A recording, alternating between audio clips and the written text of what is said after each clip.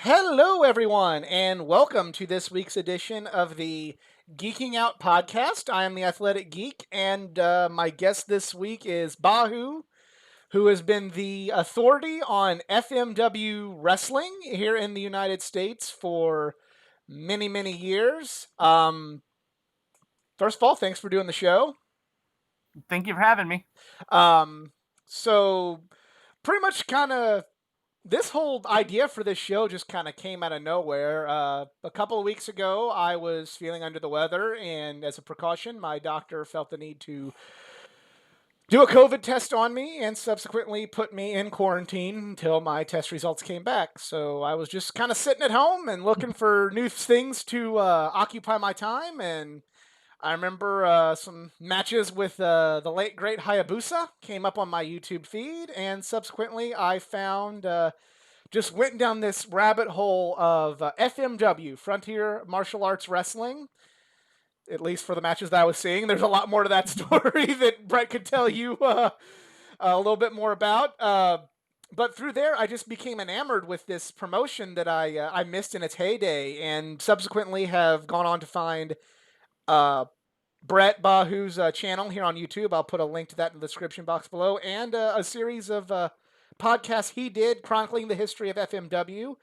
And then through reaching out to him, I've found out that he's been running a website, which there'll also be a link in the description box below, on FMW for many, many years, and just thought, well, this we have a lot of ground we can cover in one podcast. But first thing I want to ask you about is what got you interested in professional wrestling?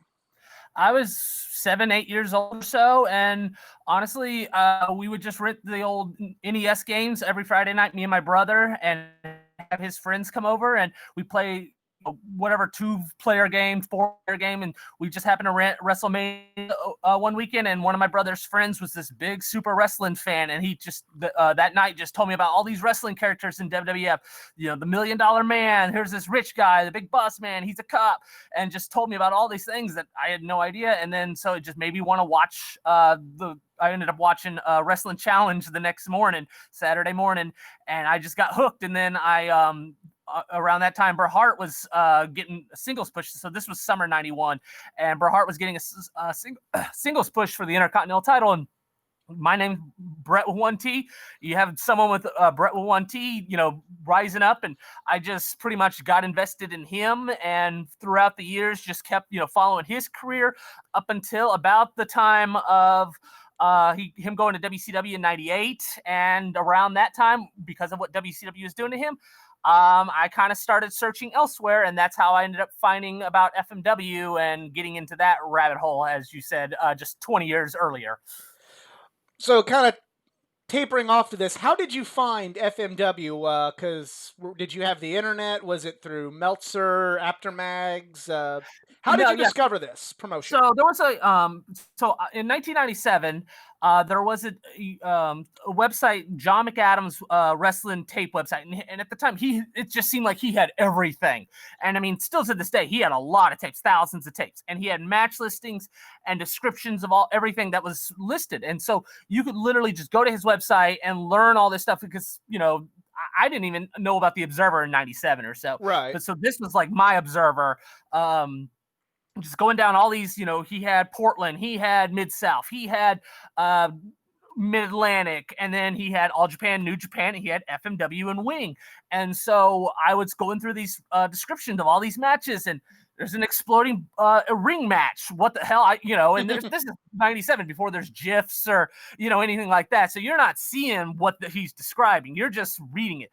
There's a bathhouse death match where in IWA Japan, where wrestlers are wrestling in front of naked women and everything, things like that. And so it just made me go, I got to get this. So I ended up spending $200, my birthday money for $200, turning 14 years old in '97. And got 20 VHS tapes, with most of them being FMW Wing, all that stuff. And so I, just watching that stuff, it like, wow, again, there's an exploding ring match, and there was a Big Japan one where they're fighting all over the street in Tokyo, and just things like that. Like, you're not seeing that, on American TV, not even in ECW or anything like that. Right. So just, that kind of like, that's how I first saw it. And then, so around, a couple months later, I got into the chat room, AOL chat room time period of, just talking about wrestling and everything. And, as you kind of start talking to other people, hey, I have this tape, well, I have this tape, you start trading. And then I got into the trading, pretty much the trading world of, I'm going to trade you this FMW tape for this, Mid-South tape, and just everything throughout the 98, 99 or so. And that's just how I did. So I ended up picking up more FMW tapes as 98 went by, and to where, okay, now I kind of know about this promotion. And this is even prior to, like, what a lot of the 90s were, especially with tape trading and stuff. It's like, you didn't necessarily know what was going on with that promotion at that moment, but you knew what was going on. You knew what happened 2 years earlier. So, Right. like, this big lag of, like, okay, I don't know what happened yesterday in FMW, but I know Onita had this, exploding ring match 3 years ago, and I can tell you all the details. So as time just went by, and like I said, I just started collecting. And then it was, okay, I want to know what's going on now. And there was very few news sites, but I kind of got into the news, into that world of what's going on around the fall of 98. So after about 6 months of collecting, that's when it's like, okay, I'm going to now also follow what's happening now through the website and everything. And then as just time goes by, it's like I get more and more of this reputation of this FMW guy. Anyone that's into sports knows Bill Simmons. He actually was in the chat room scene in 98 or so, the message board AOL scene. Really? And he actually created an FMW group chat, or group message board, essentially, with me as the moderator and stuff. So, like, and so, because he knew me as this FMW Japanese guy type thing. And so, just as, like, pretty much throughout the, end of 98, I had just gained this reputation of, you're this FMW guy, based off of, hey, I collected a bunch of tapes, and then it got me so interested in what was going on. Now I'm going to follow what happened, what's happening, as well as the past. And so as just time goes by, I just, like I said, you just gain this reputation more and more as I was falling more in love with the product of what I was seeing. So I've actually learned something from what you just told me, because I've seen the Bathhouse Death Match. I always thought that was in FMW. I did not know that it was not. So I appreciate The you. IWA Japan, the day after the IWA Japan Kawasaki King of the Deathmatch tournament, the next day, there might be some confusion, because what it was Tarzan Goto and Mr. Ganosuke, who worked for FMW previously. They had left FMW and joined IWA Japan, but they were like, we're the real FMW group. So that was their group name. So it was kind of like this outside group. So they were still kind of calling themselves FMW, and they ended up taking on the Headhunters and everything. But that was in IWA Japan, That technically. was that was like such a bizarre match. I know this has nothing to do with Yeah. FMW, but And that it's was the just first, like yeah. I love it. But I remember, like, that was like whenever you could first watch YouTube on your television with, like, the help of a game system. That was like one of Uh-huh. the first things I remember being able to watch on my TV. Is like, Bath, how I gotta watch this. Yeah, and that was the first Japanese wrestling match I ever saw, was that one when I got those Really. tapes. Yeah, so that was my introduction to Japanese wrestling. um, you mentioned you got involved in the tape trading scene, and I know, for me, when I was kind of old, I was about the same age as you. For me, that's when I became kind of aware of this internet community. It's when the tape traders were kind of dying out. This was about, '01, '02, '03.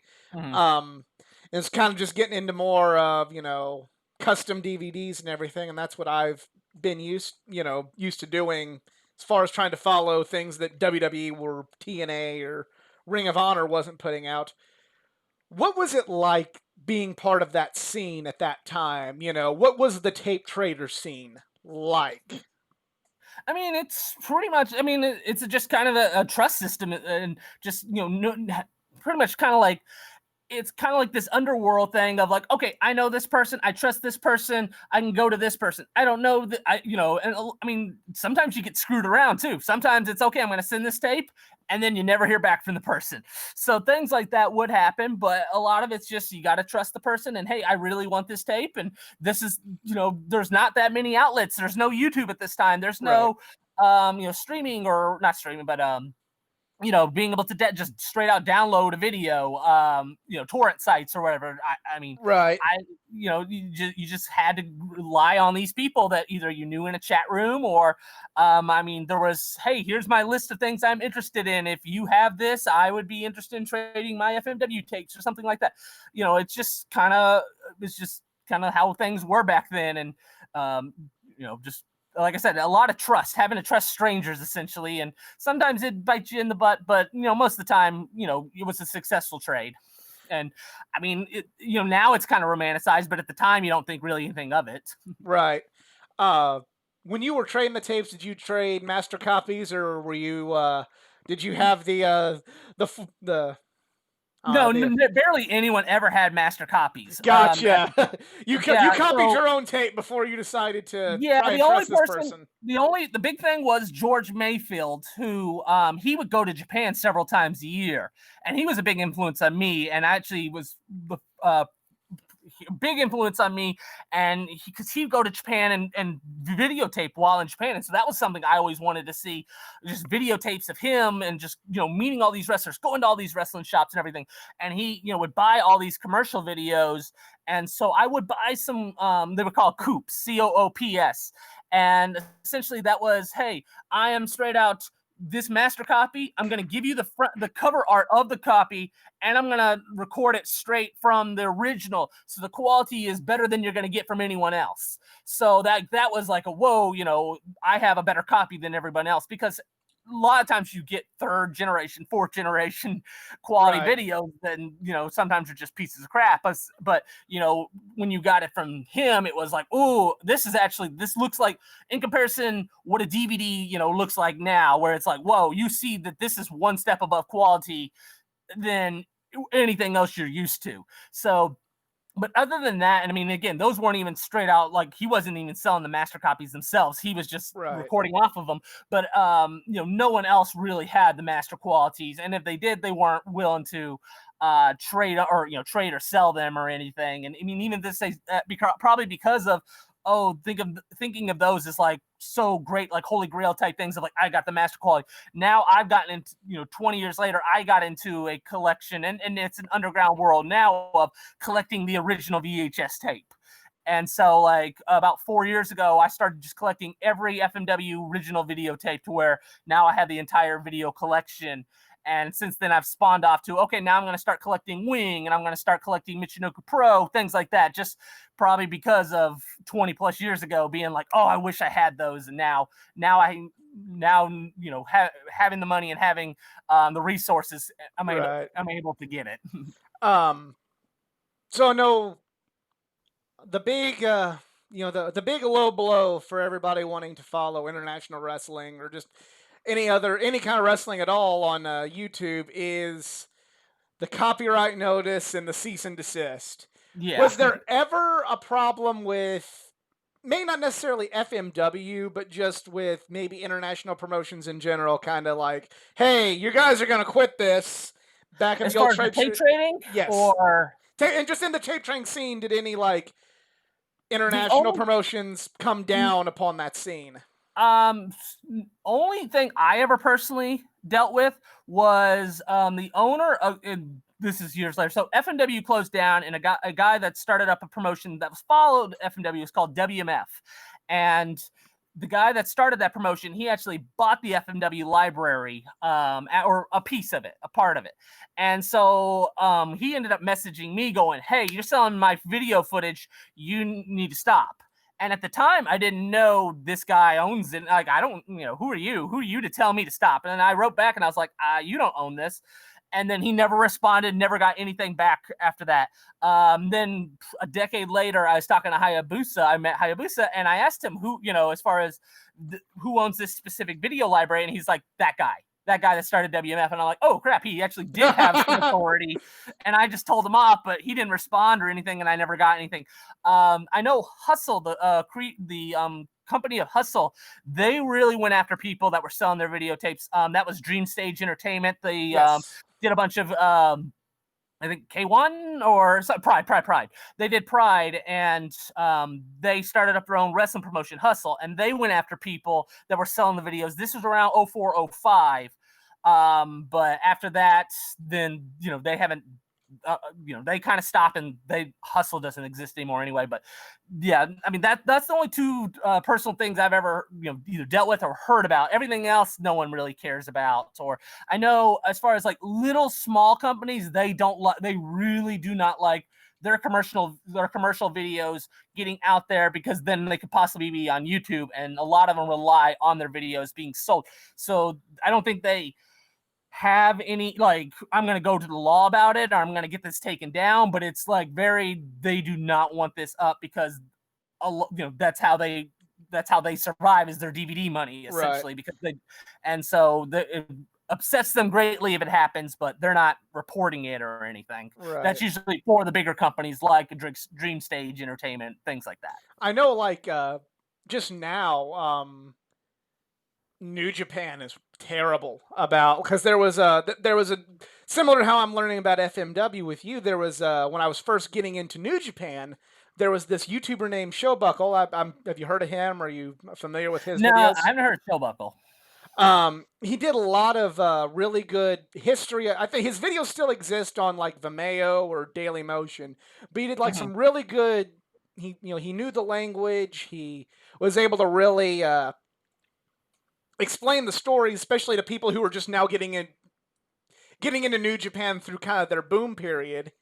Yeah. And a lot of people were really liking his content. He talked about just the different wrestlers and the storylines, and how this works, and how the booking works. And I learned a lot through there, and I'm like wanting to show all my friends, hey, if you want to get into New Japan, here's this guy. Oh God, he's gone now, and it's New Yeah. Japan. So yeah, YouTube is a different world. So that's why I started talking about, specifically video, Right. but YouTube is a completely different thing. That is actually why because my account got zapped. And that was through Samurai TV, a Japanese wrestling channel that aired 24/7 Japanese. And I have a lot of their footage, I have to use. And so they ended up zapping my channel about a year ago or so, after I had built it up, and then boom. So I learned that essentially they send someone out looking for the watermark logo they have on their screen. So when I started my channel back up last year, I ended up having to go through all the footage I've created of all my history of FMW videos and put a FMW watermark logo over their logo, because that's all they're looking for. So I've been able to keep my YouTube channel alive for the last 9 months, no issues at all, based off just having this FMW logo instead of their logo, because otherwise they would have zapped it as well. New Japan, though, they have a detection thing where their footage, they know, hey, you're using my footage. And if it's a small amount, like, because New Japan messaged me going, hey, we are deleting this off your video.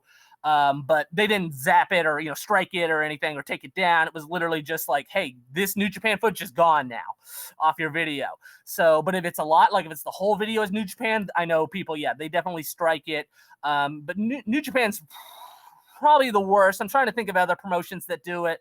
I know back in the last decade, I know Ring of Honor, which I kind of get it, because like you said, these are how Yeah, they they're make all their money. DVDs. Ring of Yeah, Honor like were bopping like botchamanias and stuff for like, nope, you can't yeah. use this. And Yeah, and I understand why. I mean, that's the other thing. Like, I don't ever put new footage. All my footage that I have is either old FMW matches or the history of FMW videos, which are just clips. You're not it's not a full show or anything like that. So I specifically don't do that. Because hey, some companies might not want that stuff up there, but as far as like my videos where it's just 1,000 clips, you're not not buying a DVD because of my stuff, but Quite the contrary. I'd buy more DVDs because of your yeah, stuff. exactly. I'm actually, advertising, in a sense for you more than, you going, okay, this is all I need. But as far as like that, yeah, then I don't, but Samurai TV, they don't care. They hire someone that has nothing to do with them, and their job is just to look for the watermarks, and they strike you if you have any. And so that's why I've kind of tried to outdo them by. I mean, it took me a long time too. It took me a month or so of just going through all my videos, because throughout the years they've changed where the logo is on the screen too. So you can't just put one watermark in that and you're good. Right. You got to move it around the screen over and over. But yeah, I mean, Samurai TV is the big one. There's another company that has ownership of Wing, the old Wing, and the old WAR, and the old UWFI, and they actually ended up getting a guy called Indie Uploader, who is actually Matthew from Botchamania, Nice. last week or so, about 2 weeks ago, and because he had all this footage up on YouTube, and they zapped him about 2 weeks ago, so all that stuff's gone as of right now. But yeah, because of he put stuff that this company has footage of from Wing, a company that closed down nearly 30 years ago. Unfortunate. So, kind of transitioning out of the out of just the tape trading and the streaming, you started a website. Tell me what made you want to start the website itself, and what it was like being running, kind of a sort of hub for this promotion. Because I've had websites before, some GeoCities, where I'm like, here's my favorite wrestlers and whatever, but like nothing to the extent that you did. What went into setting up the website? What went into researching for the website? It's so much easier now, but I can imagine it was much more of a challenge back then. Take me through that. Well, the big thing, so when I first started, it was literally just here's my tapes, because I was tape trading or selling or whatever, and so it literally was like, here's my tapes, here's the match listing. So the website was started pretty much based off of, to sell tapes and sell and trade and everything. And then about early 99 or so, after about 6 months of it just being a videotape website, I'm like, you know what? I'm so, like I talked about, I'm so into FMW, covering it. And at the time it was, mostly, like I said, AOL message boards and everything. But it's like, I want to have something where everyone, not just AOL people, can see this. And I actually started up an AOL website. And at the time they had a strict, like, okay, you can only use so much space. And so I ended up putting up a lot of stuff and having to take it down for space. Right, So like right. I had, here's this. So I'm like, okay, I'm going to do this news report based off what happened in FMW. Well, after about 3 months, it's like, okay, I only have so much space. I got to take this report from 3 months down and put up a new one, to have space for a new one. So things like that. That was the big challenge at the time, was just the space and being allowed to have, because my whole thing with my website is I want pictures, because Right. I've always thought, this is going to draw the interest more than just reading. It's going to see these pictures. And so I would put all these different pictures that I found online on the website, and that would kill the limited space. And, eventually, yeah, I had to move away from AOL to other website companies that don't exist anymore. And throughout the years, just finally ended up buying my own name and everything. But yeah, so that was the big challenge. And then, I started up a Hayabusa biography as well. Just again, I have so much knowledge. I know, so much about him. I want people to know about Hayabusa also. And so literally like the first year of my website was pretty much videotapes for sale. Here's like the last month or two of news before I delete it and put the new month up. And then here's my Hayabusa biography. And at the time I thought I knew a lot about Hayabusa. It's pretty much just going off of, okay, this is what I saw, this is what I saw, this is what I saw. And then as just the years went by, it's like, okay, I've been able to collect more information either through transcripts or just, learning more about him throughout the years, talking to him and stuff. So now it's like I ended up doing my final version in 2016 after he passed away, and it's 1,000 times more detailed than my original a biography of him. So like I said, at the time it literally was a very small website that I've 21 22 years ago, that I've just grown and grown and grown due to having the knowledge and having the unlimited space for a website. What makes you with everybody switching to a social media account, and you do have your social media accounts, they'll be posted in the description box. With everybody switching to more so just a different kind of way of promoting themselves, your website's still alive and well. Is Mhm. it just because of all the work you've put in? And I'm not saying you're wrong or nothing, but I hope I'm not sounding like that. But is it just from all the hard work you've put in the website to where you're like, Oh this is yeah. going to last forever? Or is it kind of one of those like, no, I want to be different? I'm still the website. You know what I mean? Yeah, no, I mean, I would definitely want it out there because even if I stopped doing it, I would imagine I would still just pay to keep it up because of all the time and all the effort. I mean, and I still do a news update every month or so, and um, also a big thing is video. Still I still to this day sell DVDs and everything, and that I mean, and a lot of people laugh like, oh, DVDs, no one uses those anymore. This year 2020 has been my most successful year as far as selling DVDs and selling videos than in the past 21 years I've ever done it. I've made thousands of dollars this year alone just selling these 20-year-old plus tapes. And 2018, because 2019 was okay, but 2018 I would have said the same thing. 2018 is the most successful year I've ever had, so it's definitely not dead. Especially it kind of has this retro vibe, and so I'd be a fool, honestly, to have put so much time, so much effort, and everything, and to close it down now because, like I said, I've made probably I've made so much more money now as far as selling these videos than I ever did in the 90s or the early 2000s. So that aspect, I mean, right there makes me, I got to keep this website up just for that.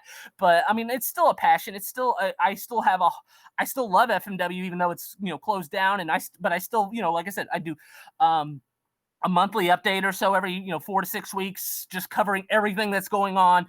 And again, it's a good archival, it's a good note-taking thing. I have all the results of every FMW show throughout the years. That was a challenging project that I had to do about 10 years ago, where because the internet, the FMW was from 1989 to 2002, so I always had 1996 to 2002 based off the internet information, but there was no internet really prior to that. And so I literally had to go and buy Japanese wrestling magazines, spent all this money, and then be able to learn the Japanese symbols in the magazines because they had results, and then be able to translate that with no, technology translator or anything, just literally translate it to be able to complete the results section. So yeah, when I put time and effort, time Oh and money yeah. into that, it's like, okay, I don't care if I don't even give a crap about wrestling anymore. I want this website up just because I spent that much. I know how much time and money I spent on that project 10 years ago. I want that stuff up regardless. And again, just biographies, detailed wrestling biographies,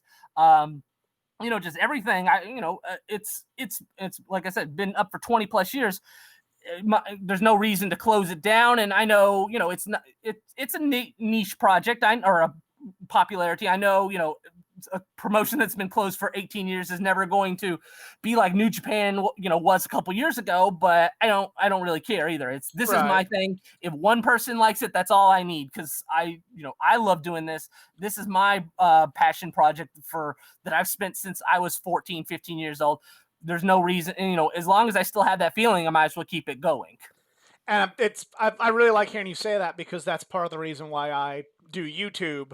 It's just it's I have a passion for wrestling. I have a passion for comics and Yeah. anime and gaming. It's like, yeah, I may never be one of the big wrestling websites or wrestling YouTube channels, or I may not be, one of the big comic channels, or I may not, Hmm. have the be able to make a living off of streaming my video games on my Twitch. But Hmm. I have a few people that I know they're like, hey, I really enjoyed your video. I'm like, thanks. Tell a friend. If that friend likes it, cool. Yeah. Um, but you mentioned uh, a bit ago about having to learn the Japanese language, and this is going to segue into the next thing I really wanted to ask you. Um, right now, those of us kind of getting into the New Japan scene or that have been following New Japan in the last few years, we're very lucky that they have an English channel, that they subtitle all the press conferences and the promos, and even going so far, they have English commentary. Uh, you can either wait late and watch it on Access TV, or you can do like me and have their pay for their streaming service. You that you were not so lucky with FMW. Uh, what was it like? I mean, I can tell, I can feel the passion, and I can feel the character from all these promos I would watch through FMW from an Onita and Hayabusa, and I can feel the detestable things from all the heels and everything. Mhm. But you know, at the end of the day, I'm kind of like, God, I really wish I knew what they were saying, and then I would just be like that much more invested. What was it like for you watching all this, not knowing the language? It's it is what it is. I mean, it actually was kind of difficult, even more because I think in general Japanese wrestling it's pretty easy to pick up on, Right. regardless, because the talking is not really the key point. When I got into FMW was 1998, right as they were starting the entertainment wrestling, where they were doing storylines and everything, and that was probably more of a challenge than anything else because it's literally like promos against one another. Whereas usually in Japanese wrestling, it's the only promo you're going to hear is right before the match. I'm going to, do what I can to win a match, or basic promos. There's nothing usually groundbreaking as far as a promo goes in Japanese wrestling. But with FMW, it's a little different because, yeah, like I said, they're doing storylines of hey, you were my girlfriend and now you're cheating on me, and, things like that. And, but you still kind of could grasp it, even though you don't know exactly what they're saying. You still kind of have an idea. And then I was able to, in a sense, luck out with FMW because they ended up having the Tokyo Pop DVDs and VHSs come out in 2000, and those get shit on really badly because of the commentary, and rightfully so. The commentary is not good at all for those who have watched it. I know, and it opened a gate for a lot of people to get into FMW, having FMW videos on sale at FYE or at your mall and stuff. But the commentary sucked. But the one thing I really still was appreciative of this was they translated what was being said on the video. So you kind of had an idea, you had an idea for certain shows, like what was exactly being said. But looking back, it's like, I didn't miss anything with what they said. It was okay. It's pretty much what I expected. There was nothing like, oh, I thought this was, it took me down a different thought process of what was going on. No, it was exactly what I thought. So like I said, they're not reinventing the wheel when it comes to promos or talking in Japanese wrestling. So, it, like I said, it was great to know exactly what was being said by watching those videos, but I didn't like, wow, now that completely changes things, because it pretty much is what I expected. And that's just, like I said, pretty much how it is for most Japanese wrestling. You kind of can get a hint of what's being talked about regardless. Yeah, because before I end up finding the matches on your channel, I remember like I was watching these commercial releases, Hmm. and and I'm kind of somewhat picking up what's going on, but like I kind of one Yeah, of my you got the favorite. small stuff, but yeah, like the main stuff you're gonna still kind of pick up on. But yeah, those small things are like, wait, what did he say? Like, I don't know, but I mean, it doesn't change the experience or anything. Right. Yeah, they didn't do too much, but it's just kind of like one of those like I'd like to know. I do. One of my favorite writers is Chris Claremont, and he is a dialogue guy as far as like the X-Men and comic books. And it's like Hmm. I like that. I Hmm. sometimes like you do want to skim through, but like Yeah. and I'm watching this, and this gonna segue into my next question for you. This release, and I'm seeing like who I'm assuming is like, because I'm still not that far, so forgive me for being a noob. Um, this guy who I think's the top heel, and he's dancing with a guy in a suit, and these banners come down, and they have this dark dun Yuki. dun dun at Hayabusa, and I'm like, what's going on? And then all of a sudden, one of the ladies is taking her dress off, and I'm like, did that happen? This is one of those where I'm like, I really wish I would have had the the translation to find out what's going on with this.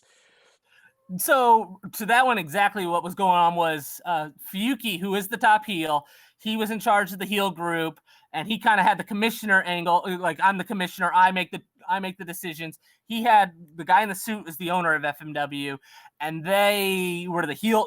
Kind of, I got the power because I'm friends with the owner, and I'm the commissioner, and so we have the power to be the heels and force things. And Fuyuki had announced, hey, Hayabusa, you're no longer going to be Hayabusa anymore. You're not going to wear the mask. You're going to be H.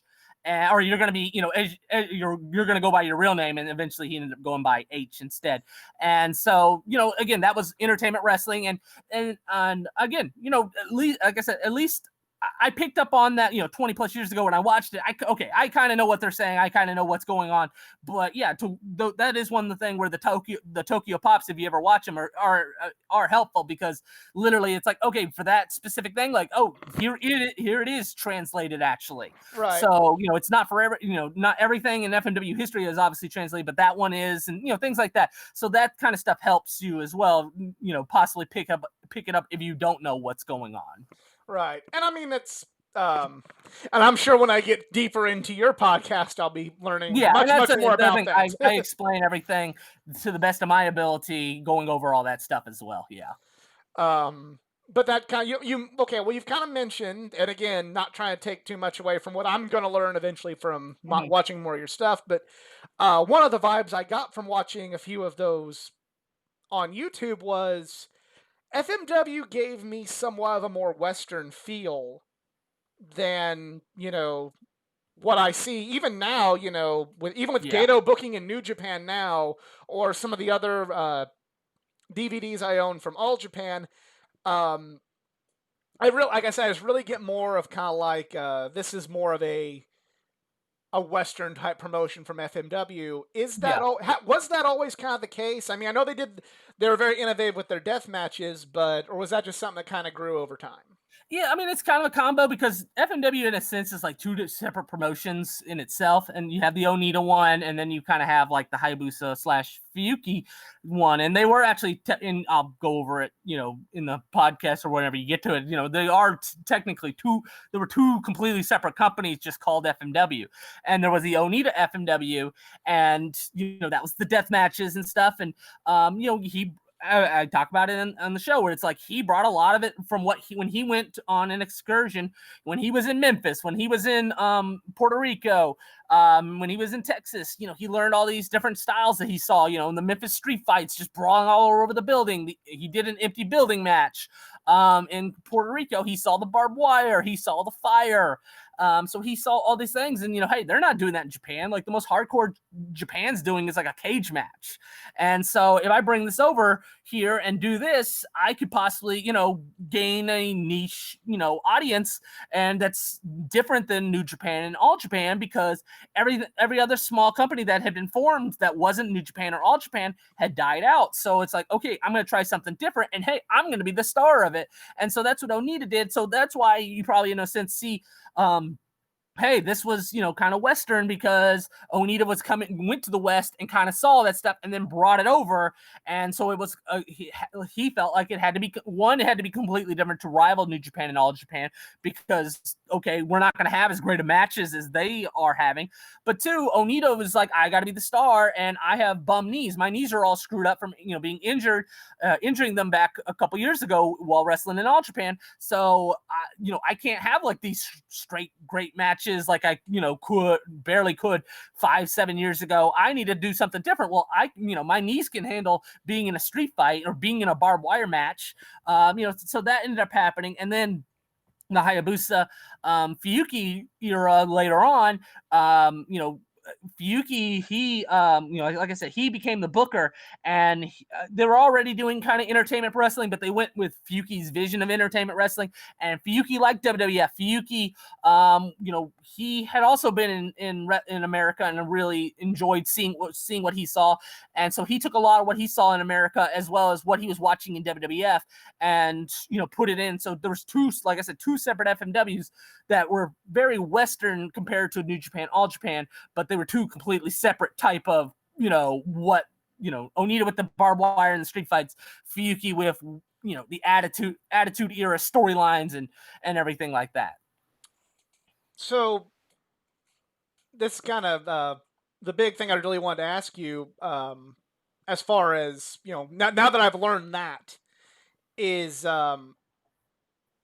what would you suggest to check out as far as FMW is concerned to somebody like me who kind of stumbled and fell into FMW just one random long weekend? Especially a fan who's used to Western style of wrestling with AEW, WWE, WCW, and when they think of Japanese wrestling, they think of All Japan and New Japan. I would say the number one show as far as FMW goes is the May 5th, 1996 Kawasaki Stadium show. It's a 3 matches on top that a lot of American fans know. You got Cactus Jack versus Wing Kanemaru. Obviously, Cactus Jack, McFoley, everyone knowing him. Then you have Megumi Kudo versus Combat Toyota, and maybe you don't know who they are really, but they put on as far as my opinion, the best FMW match ever in the first ever exploding barbed wire women's match. And like I said, great match, great emotion. And that's the big thing with FMW, which made me fall in love with FMW. Wasn't the street fights or the exploding rings or whatever. It was the emotion. Onita crying and everything. And after this match, you have 2 girls crying, holding, hugging each other because of what they just put each other through. And like I said, that's the kind of stuff that made me personally fall in love with FMW 20 years ago. Stuff like that. Then you have in the main event, you have Terry Funk and Mr. Pogo taking on Hayabusa and Masato Tanaka in an exploding ring match. And it's good for what it is. It's not a great match like the Kudo combat match, but it's a spectacle. You have smoke going everywhere and explosions. And like I said, the ring explodes. And then afterwards, you have Hayabusa crying, and so that's the number one show as far as, hey, if you don't know that much about FMW, if you want to see some really either great matches, good matches, hardcore matches at the same time, that's the show I would say I'll pick out always. And then number 2 would be Hayabusa versus Onita, May 5th, 1995, which is also at Kawasaki Stadium. That's a really great match. And it's just, you got the 2 guys, you got the Onita, who is the established guy, FMW for the past 5 years. Then you got Hayabusa, the newcomer, in an exploding cage match with Hayabusa kind of trying to prove himself because Hayabusa is about to be the number 1 guy because Onita is retiring after the match. So that's a really good spectacle in itself. It's not the greatest match in the world, but it is a great match overall, I would say. Those are the 2 top ones I always would recommend as far as, hey, you don't know anything about FMW, check these out, because these are kind of like the 2, like, okay, this is the easiest to grasp what's going on and what kind of matches you're seeing. And as far as I'm concerned, those are the 2 top things. And then also there's Onita versus Terry Funk at Kawasaki. I wouldn't say it is a great match, but I wouldn't say it's the must watch like those other 2 shows I said. But as you go down the line, hey, that's an extra thing right there. The first ever exploding ring match with Terry Funk. What do you think is the most common misconception about FMW? Just this was crap. I watched some YouTube video of Bruce Pritchard talking about FMW, how it was, and I think that I didn't hear it myself, but I know people crapped at what Triple H said, like, oh, this stupid deathmatch stuff that didn't draw, and it just was people hitting each other or going into barbed wire, no psychology or anything like that. That you haven't watched it then, because I don't like that stuff. How they described FMW, like, oh, that's stupid, deathmatch crap with no psychology and it's just people, hurting each other. I don't watch American indies because a lot of it is like that. I've never gotten invested at all in American deathmatch indie scene because of stuff like that, where it's like, yeah, there is no psychology. It's just people doing crap. And, but FMW, there's a reason why I fell in love with FMW and have no interest in the American deathmatch indies. It's because of what FMW was doing. Like I said, you had psychology. You had just going back to Megumi Kudo versus Combat Toyota. That is a great match without exploding barbed wire. Then you add in the exploding barbed wire aspect to this great match. Then you add in the passion and the emotion to it, and you have an amazing, match as a result. Hayabusa and Onita, same thing, where hey, they're using psychology. They're using, they're not just doing stupid crap. They're, and also this stuff drew. Kawasaki Stadium, Onita versus Hayabusa drew 58,000 people to Kawasaki Stadium, sold out a baseball stadium. This stuff drew. Onita is in the Wrestling Observer Hall of Fame based off this 5-year run in FMW for a reason. It's because of this stuff drew. It was very, very popular in the early to mid 90s. Onita won MVP 1990 in a Japanese wrestling newspaper, Tokyo Sports. Onita, not, Jumbo Tsuruta, Misawa, which were big deals at the time. Nothing from New Japan. Onita won MVP because of what he was doing. So this stuff was very, very popular, and they used psychology, and they had great matches as well. And it wasn't just some, death match that you could go see in New Jersey, this weekend or anything like that. No, they did stuff for a reason. There was purpose to it, and they added the emotion. And it's why people still talk about this stuff. It's probably why I'm, like I said, I'm making more money now than as far as selling these videos than I did 10, 15 years ago, because this stuff has quote unquote been nostalgized essentially because of, hey, this was really good stuff compared to what you saw last weekend in some deathmatch indie that had no psychology that no one's gonna remember or care about. This stuff gets remembered. This stuff gets cared about from the people that actually saw it or did care about it. It's funny you brought that up, about the difference between death matches in Japan versus the death matches on the American indie scene, because I remember through IVP videos they had like a Puro sampler DVD, and I bought this several years ago. And what they had, I don't think it was an FMW death match, but they had a death match on there. And I'm just gonna be honest, deathmatch wrestling is not my favorite. I'm not no Jim Cornette, but that's not my favorite. And I remember just watching this match, and it's still brutal.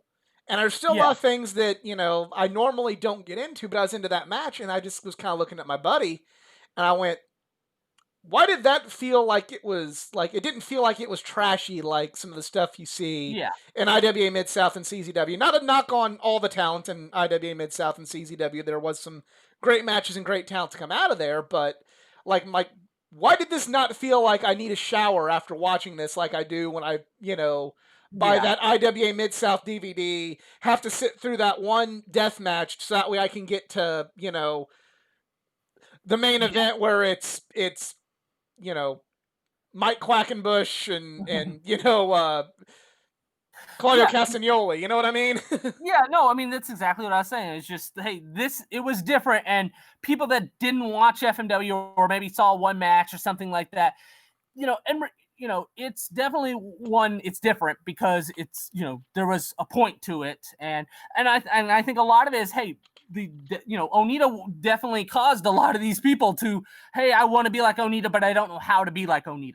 Right. And that's, essentially what American Deathmatch Indies, a lot of it is, hey, this guy, he knew how to do it. He knew how to capitalize on it. He was a smart worker. And he did it the deathmatch way, the right way, in a sense of, hey, making money off of it and putting on, good performance. And then you had, like I said, a lot of people that go, I want to be like that, but I don't know how to. So I'm just going to beat the crap out of myself or beat the crap out of each other. And, you have a bad match or, really gives a crap kind of match in the long run, unlike Onita, because like I said, you said CZW, you said IWA Mid-South. They're never going to sell out a baseball stadium several times like Onita was able to. Right. So also on your website and on your channel, you were blessed enough to be able to travel to Japan. And as a wrestling fan, to me, I've gone to a WrestleMania. I've been to had a lot of great experiences traveling as a wrestling fan. Being able to go to Japan for Wrestle Kingdom's kind of my last big bucket list thing to do. What is it like to travel to Japan as a wrestling fan and kind of get that experience? And just for anybody, this might just be me asking you, but that I know some people that listen to this, they may like to know what are kind of the points you got to hit as a wrestling fan traveling to Japan. Yeah, so I mentioned George Mayfield earlier, him selling the commercial videotapes and everything. Well, around 2007, he goes, hey, this is going to be my last trip. And that was one thing George would do. He would bring fans with him to shows. You paid him, and you could, go to Japan with him essentially, and he'll take you to shows. You'll meet people and stuff. You'll meet wrestlers. Well, he promoted, hey, you're going to get to meet Hayabusa and Manami Toyota, which, Toyota's fine, but Hayabusa, like I got to meet him, and it was for the early January time where I was my last year of college, and hey, I'm off for Christmas break essentially, so I could go, and it's like, you know what, I'm gonna go. I want to meet Hayabusa at least one time before because I'm not thinking I'm ever going to go again. Well, so I go with George and a couple other people, and I get to meet Hayabusa, have lunch with him, and I actually went to Wrestle Kingdom too, and Oh wow, that's yeah, the TNA one, correct? yeah, the TNA one. So actually, afterwards, we went to the Hard Rock Cafe after the Tokyo Dome, and just so happened that AJ Styles was there, Christopher Daniels was there. Trying to think, I know Ricky Marvin was there. Some other TNA guys. Anyway, there was several TNA guys there, so got to meet them actually after the show. But yeah, so and got to go to a couple shows, got to, like I said, meet Hayabusa and everything. I was like, okay, this was great, and I'm thinking, it costs a lot of money though. And then the next year or so, I was like, you know what, I could probably do this trip myself, and I don't have to pay him. And now I kind of have an idea of like what to do, where to go, because that was the one thing at the time I'm like, this is you could just find everything on your phone, Right. So like, I'm like, you know what? I kind of have an idea of Japan, at least where I need to go. I have an idea of where Corrigan Hall is right next to the Tokyo Dome, things like that. But that was the one thing I also was appreciative of George. It's like, hey, I got to find out there's this really cheap hotel that's within walking distance of Tokyo Dome and Corrigan Hall. And I can just go there. And so that's where I would go every year. And because it was like, hey, and it's essentially right there by the Tokyo Dome where there's all these wrestling shops. Totocon, Champion, the New Japan store. There was a store called Battle Royal, and it's like, just imagine like going, and there's all these stores with just thousands of wrestling merchandise, Right. all within walking distance of each other, and so I definitely became kind of addicted to going every year. And then I would go every summer from 2009 essentially to 2013. Every summer I went, and then I went a couple years afterwards as well. But yeah, it just kind of became this habit of, okay, I'm going to go to court, planning things out. Like, okay, I'm going to go to Corrigan Hall on this day, and then I'm gonna, the day before the show, I'm gonna go to all these wrestling shops, and then go to, a wrestling show. Or hey, I could, this day off, I can go to Mount Fuji. I went to Mount Fuji one time. I went to just all these other areas. I went to these other towns. I went to go see Kawasaki Stadium, just to see what was left of the stadium, of the building, and things like that. Just like every day, you kind of like come up with, okay, I'm going to plan this day, and also, hey, all these wrestlers, they have bars, and I can go to this wrestler bar. Either a wrestler specifically owns a bar, and you can go meet them and talk to them, or hey, there's this one wrestler bar where every day it's a different wrestler. And so I would plan that out, like, okay, tonight I'm going to go see this wrestler because they're at this bar. And, just pretty much you just like plan the whole trip out. And I mean, it was a amazing experience for me. I mean, I look back at it very fondly, just going and, every year essentially. And, a lot of times it wasn't even the shows, that I think so fondly of. Some of them, were great shows, but a lot of them was just like, okay, I went to that show. Okay, that's fine. But, it's the meeting the wrestlers. It's, hanging out with them. That was where I really like, wow, I'm so glad I got to do that at the time, because those were the amazing experiences that I will stick with me the rest of my life, more than, oh, I went to this DDT show this one time, Right. But like I said, just meeting the wrestlers, getting to talk to the wrestlers as well as good as I possibly can with in broken English, and those are the amazing experiences. So I would always say, you don't have to go Tokyo Dome weekend to get a great experience. I know a lot of people, that's the show they go to, is the Tokyo Dome, and I recommend going to one. I'm glad I went to one, but I never want to go to another one after I went to one, like Really? type of thing. Yeah, Tokyo Dome, especially if you don't get front row, it's not that great. It's the building is not that great for wrestling. But again, I'm glad I went. I would recommend going one time, but I know a lot of other people share my opinion, where it's like, okay, you know what? This is, I'd rather go to, maybe even like a small show with 20 people where it's more intimate than, Right. the big stadium show or something like that. And, so it's just kind of learning the thing. And like I said, after my first year going in January, I never went back in January. I'd rather be in. I would always go in June. I'd rather it be a little humid than it be cold, personally. Right. But I know a lot of people they go in August for G1, and they're like, "This was the biggest mistake ever. The humidity is horrible." So it just kind of depends. What you want to do, where you want to go, whether you want, things like that. And I always just recommend, hey, just plan ahead. Spend some time. Okay, this show's this day. I want to go to this show. Here's an off day. I want to do this. That's how you're going to get the amazing experiences. And just, don't just do the same experience everyone else is having just because everyone else is doing it. It's funny you mentioned that about Wrestle Kingdom, because that was kind of I went to WrestleMania last year, and I kind of, some of my friends are like, oh, why don't you want to go next year? Oh, Yeah. when this list, why don't you want to go again? It's like, I'll go if I can do more than just WrestleMania, but that's expensive. You know what I mean? And Yeah. I'm very happy I went to WrestleMania, but Yeah. it's kind of one of those, for the same prices of WrestleMania, I could do 3 AEW shows, or I could save that up for a year and go to the Tokyo Dome. Yeah. I went to WrestleMania in Dallas. I went to WrestleMania in New Orleans, and I went to WrestleMania in Orlando. And, you know, honestly, the WrestleMania itself, it's okay. Like, I think I like the Orlando I did one. enjoy the WrestleMania I went to at MetLife Stadium. I thought Yeah. it was long, but there was a lot of. Yeah. I Was that didn't your leave. first one? What's up? Was that your first one, That was or? my first one. Yeah, and see, It's that's kind of the kind of thing with the Tokyo Dome where it's like, hey, I definitely recommend going, and it's not gonna be a bad experience. It's not. It's just once you've done it, it's kind of like, okay, I've done this, and maybe it's. Oh, I would just say I can understand not wanting to do it after doing it, but you might want, everyone's different though. But like I said, I mean, I went 3 years in a row to WrestleMania, and after the New Orleans one, I'm like, all right, I'm not going to New York. And then I was actually going to go to Tampa for WrestleCon and the GCW Freedom Show, but I was not going to go to WrestleMania just because it's like, right. yeah, it's like, why am I gonna, I've done WrestleMania. I don't want to get out at 1 a.m., and get out of a stadium essentially, just things like that where it's like, okay, this I've done it. It's not worth it. But again, I'm glad I've done it in the past. Absolutely. It's kind of funny, like at WrestleCon.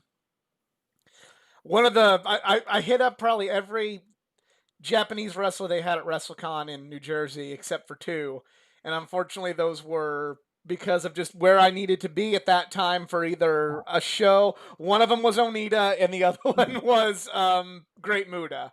Ah, those were So the two I would want to meet. I've met Onita a couple times, but yeah, I would definitely, if I well, hadn't, I was definitely. want to justify myself. I was not being able to meet Onita because I wanted to like go to the Rev Pro show and meet because I'm a New Mhm. Japan guy, Tanahashi and Minoru Yeah. Suzuki and Katsuyori Shibata. So it's kind of like nothing against Onita, Yeah. um, but so okay, kind of we're off on tangents, but that's what this whole thing's about is geeking Yeah. out. So you mentioned you would really rather not do the dome. So I guess you would suggest maybe possibly just the other New Japan shows or any other promotion that runs in Japan, just like at a smaller Yeah. venue than the dome.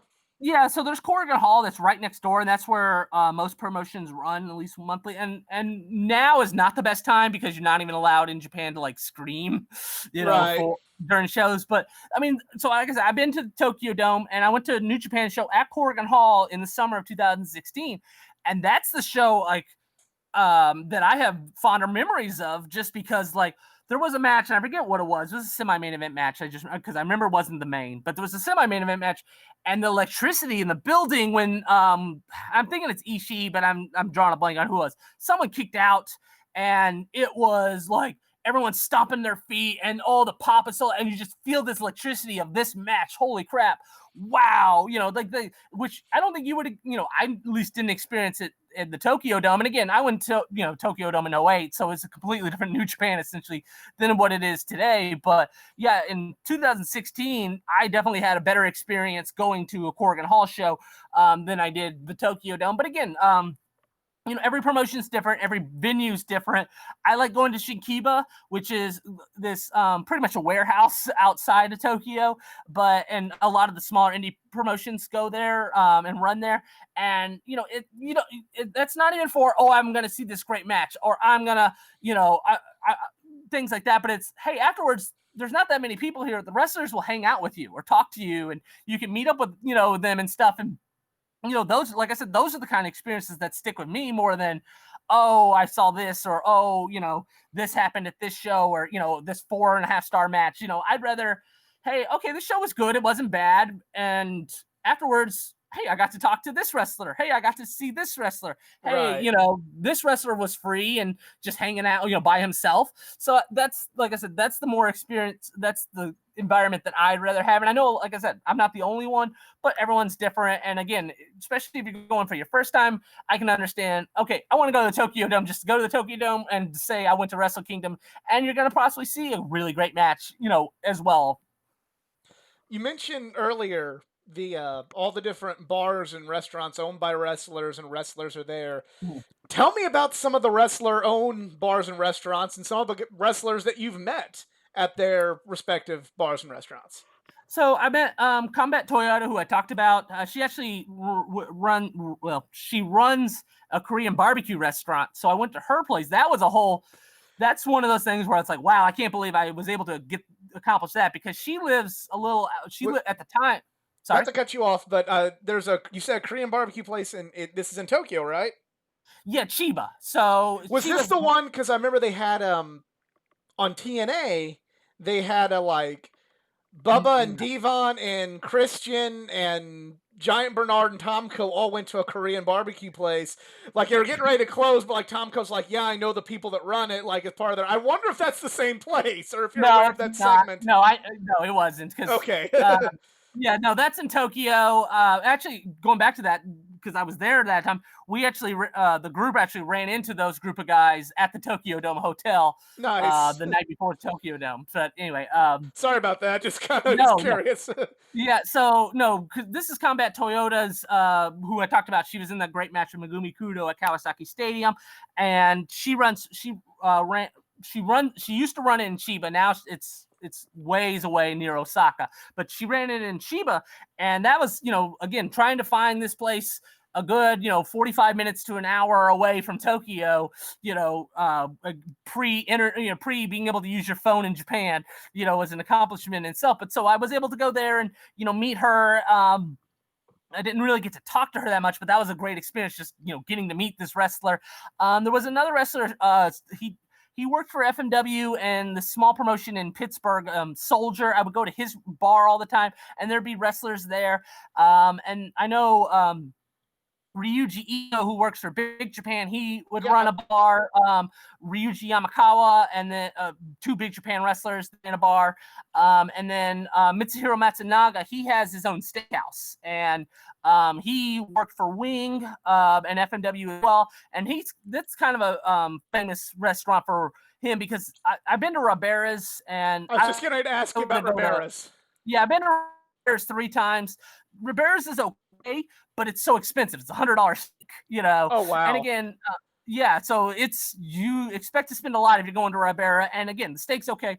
Matsunaga's is actually better. It's a better steak itself, and it's cheaper. So I would recommend that over it. But again, hey, you want to go to Ribera's, just to go to Ribera's type thing.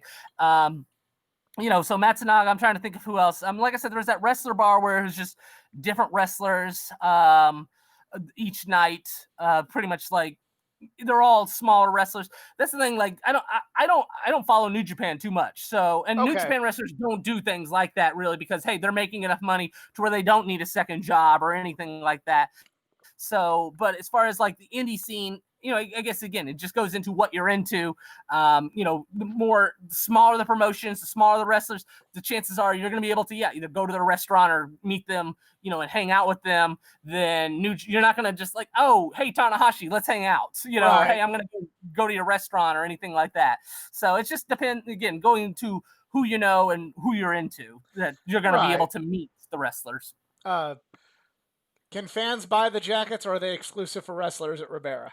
They're exclusive for wrestlers, so you're not gonna be able to buy them at Ribera's, but I do know people that have been able to buy them online. So I Right. know people that don't have, they go. There's a couple $100, if not $1,000. Right. So yeah. But Just kind of keep it on this. Were you ever able to go to the Pile Driver clothing store ran by Minoru Suzuki? no, haven't. Again, I'm not that super into New Japan or anything, so he never was someone that really super interested me. I know, and that's more of, I've seen more and more people go to his over the last couple years. That's more of when I kind of stopped going to Japan. Right. So I mean, I'm not like, if I went this year, next year, or something like that, it'd be like, okay, you know what, I'll stop there, stop by there now. But it wasn't something in my mind. Even I had a mindset of doing, if it even existed at that time. Right. Well, you kind of answered my next question. Is what current wrestling do you still follow, if any? I know you mentioned you're not really super duper into New Japan right now, but anything that you are watching right now? Yeah, I watch Freedoms. That's the number one promotion I follow and cover and everything.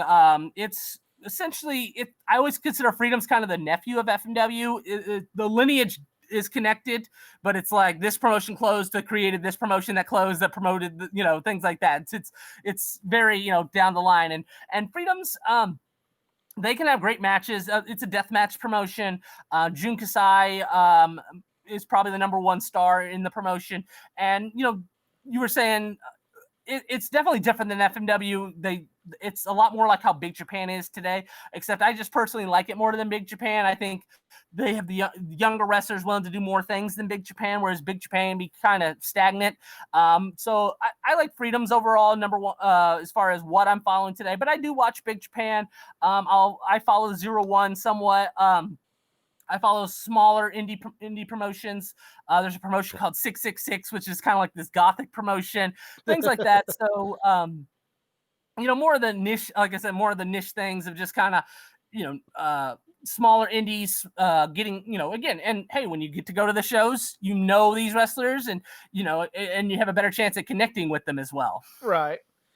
Um, you mentioned you didn't watch New Japan, but what is your opinion on kind of the boom of New Japan and how more and more American fans are now starting to look to Japan? Yeah, I mean, I get it. I especially when you add in the Bullet Club aspect, because I know, like I said, I went to WrestleMania in Dallas in 16, and I like going to WrestleCon, or well, actually, I went to what's it, the thing before the Access thing. I went to Okay. Access that year, and I saw thousands of Bullet Club shirts and everything. So I get that, it's kind of got this, hey, kind of what ECW had at the time, where it's like, hey, not everybody knows this. This is the underground thing that's actually really cool and better than everything, better than WWE. It's better than this. And, so they had that going a couple years ago. So that's kind of where this boom went, where it's like, one, again, underground, cool. Two, look at all these great matches. And I also went to New Japan in Dallas last year for the start of the G1. And so, I got to see, hey, they could, it wasn't a filled Dallas arena, but about 4,000, 5,000 people willing, in Dallas, willing to go to this show here, to see Kota Ibushi, to see Tanahashi, to see Okada, things like that. So there's, I get it. I just, to me personally, I just I've never connected with the bigger promotions myself. Just, never really fallen in love with an All Japan or a New Japan or anything like that. But, I mean, I guess, like I said, just, I get why they're into it. Just, it's not for me. I mean, but hey, Gotcha. if you're going to supply the cool characters and great matches, I get it why there is that fan base that is into it.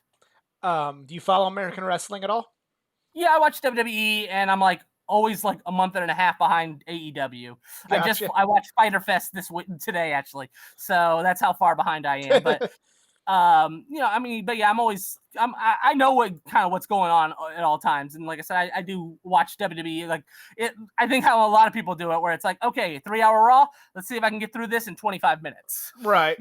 I can honestly, I mean, I try not to be a WWE hater, but there's times watching Raw where I'm like, if I didn't do a weekly live stream talking about this, I would not be watching this right now. Oh yeah, I mean, I wouldn't want to talk about WWE or anything like that. Like that's and again, I grew up loving WWF, and but yeah, no, I wouldn't want that even as a job to where it's like, okay, I'm going to talk about this personally because, like, yeah, it's like this isn't good. A lot of it's not good, and it's not been good for a long time. And so I could see why that'd be kind of like this overwhelming thing of just like, okay, I'm pretty much covering something I hate, or I'm something that's bad and I don't like it, and I wouldn't want to do that. And that's one thing with me where it's like, you know what, I have a schedule of like, okay, my website 20 plus years, but it's like, hey, I'm not doing it every day, and I'm not, I'm gonna go by my schedule so I never get burnt out.